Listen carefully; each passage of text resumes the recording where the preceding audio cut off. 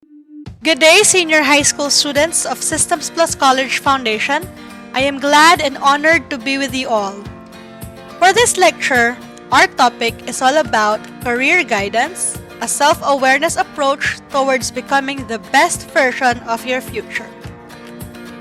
Looking at career pathing, we must look at four things: knowing what you want, identifying your goal, establishing your steps, and executing your plan. Imagine yourself doing something for 40 to 50 years. Are you happy doing it? Is there joy and excitement in your heart? If there is, then be glad. That is what you really want to be. Your choice of career will only begin with your choice, of course, but there are far more things ahead waiting for you. Once you know wholeheartedly what you really want to do with your life, no matter the hardships and difficulties you face each step, you will be able to surpass all of it, and you can be sure of each step you'll take. To choose a career based on what you really want is like receiving a gift daily. The happiness and contentment your career will bring you will make work your passion. As the saying goes, if you love what you do, you'll never work a day in your life. Meaning, will not be burdened too much to the point of giving up because it was our choice. It is what our hearts desires, and it is the purpose of our life. Knowing what you really want is not simple. You should have full self-awareness first. You should be aware of your mindset, your dreams, your capabilities, your strength and weaknesses, your sources, your skills, your support system, and your willpower. In short, you must know yourself. Alam mo kung ano ang sandatang dinadala mo sa laban na ito. For you to be fully aware of yourself, you must enjoy the company of yourself. Of course, you have to bond with yourself first and give time to know yourself better. Give yourself some me time and reflect on all of these things about you. Mas maiintindihan mo ang sarili mo at ang kakayahan mo kung bibigyan mo ng oras ang sarili mong magmuni-muni at mag-isip-isip. This won't just help you with your career path, but it will also help you grasp your full amazing self, therefore maximizing all your potentials and opportunities that will come your way.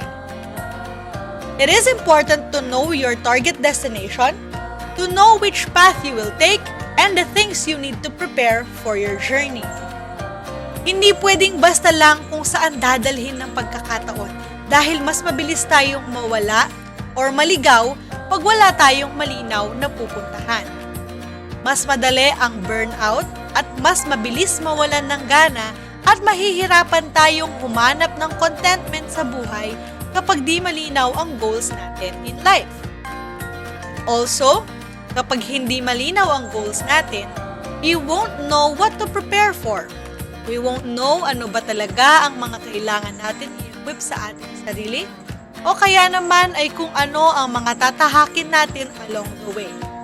Life will be such a mystery and ang hirap i-navigate daily. Let us remember that it is important to know your target destination, to know which path you will take and the things you need to prepare for your journey. Choosing a career path is like going on a travel or a trip somewhere far.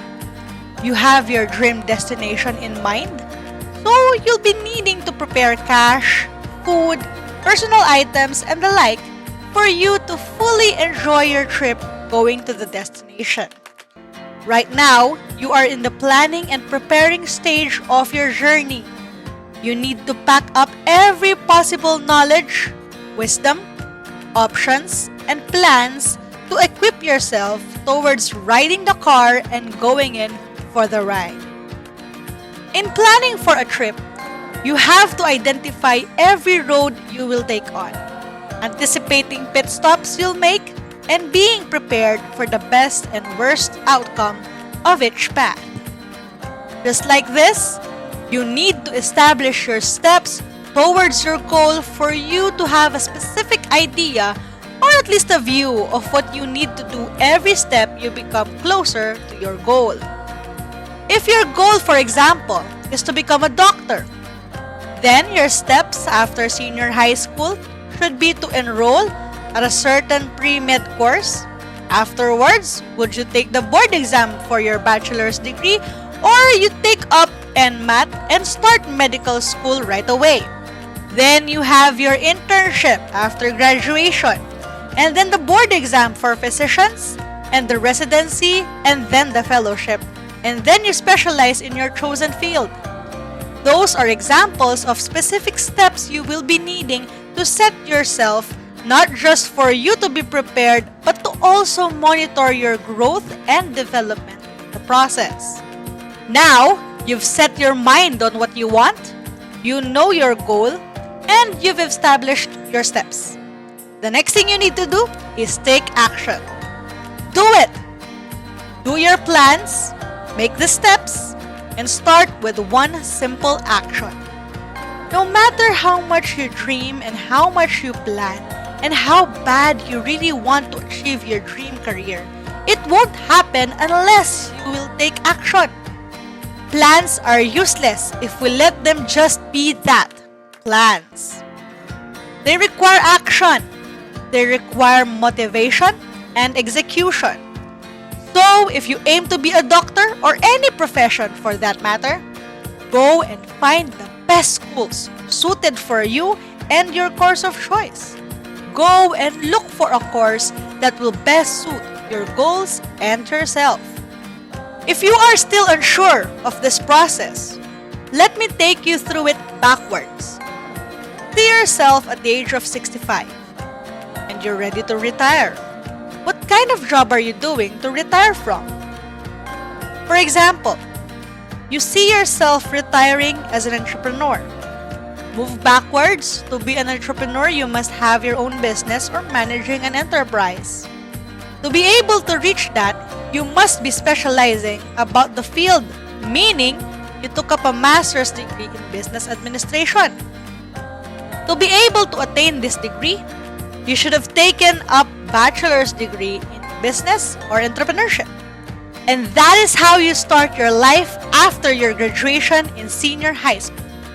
So remember, your career and your success will always start with you, with what you want and with what God had implanted in your heart. From there, you'll set your goals, you'll have specific steps lined up, and then you'll take action. That will help you achieve the best version of yourself, beloved by you and honorable for God. Thank you, and God bless us all.